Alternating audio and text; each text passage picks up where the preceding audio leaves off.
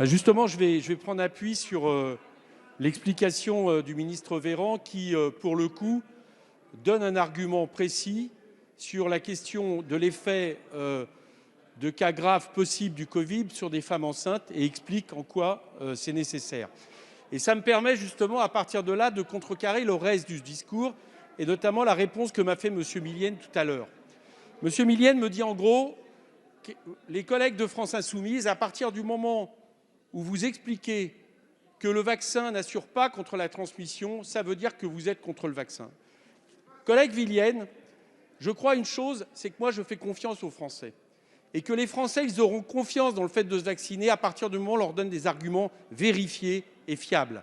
Si vous continuez à utiliser le vaccin, non pas comme un moyen, mais qu'un objectif à moitié magique qui résoudrait tout, alors même qu'ils voient dans leur vie quotidienne aujourd'hui, avec Omicron, que ce n'est pas la réalité, au bout d'un moment, les gens vont se demander pourquoi vous cherchez absolument à les forcer à se vacciner si c'est l'argument que vous utilisez.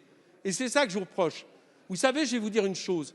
Quand le Premier ministre, cet été, en août, a expliqué qu'à partir du moment où on était vacciné, on ne devait plus être considéré comme cas contact, par rapport à la réalité des faits, à mon avis, il a fait beaucoup contre le vaccin ce jour-là, parce que les gens se sont aperçus qu'ils pouvaient continuer à être contaminés en étant vaccinés.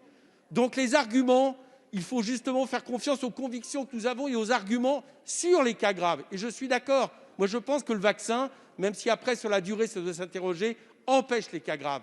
Mais de grâce, mais ça, c'est ce que nous avons toujours dit, collègue Millienne, mais de grâce, ne recourez pas à quelque chose qui est faux. Parce que les gens vont vous renvoyer l'idée que comme c'est faux, tout votre discours est faux. Et c'est en ça que vous êtes, à partir de ce moment-là, en réalité des complices des gens qui ne veulent pas se vacciner. Parce que vous dites des sordettes qui sont contredites par les faits. Merci, et vous essayez de contraindre Merci. par quelque chose qui est l'ignorance.